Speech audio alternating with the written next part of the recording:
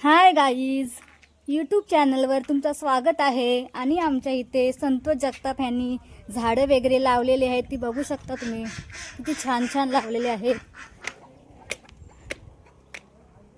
बघू शकता तुम्ही.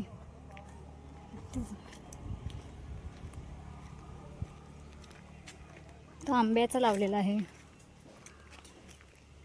इथे काजूचं झाड लावलेलं आहे. बिया सुद्धा झालेल्या आहेत त्याच्यावर. दाखवते तुम्हाला गाईज.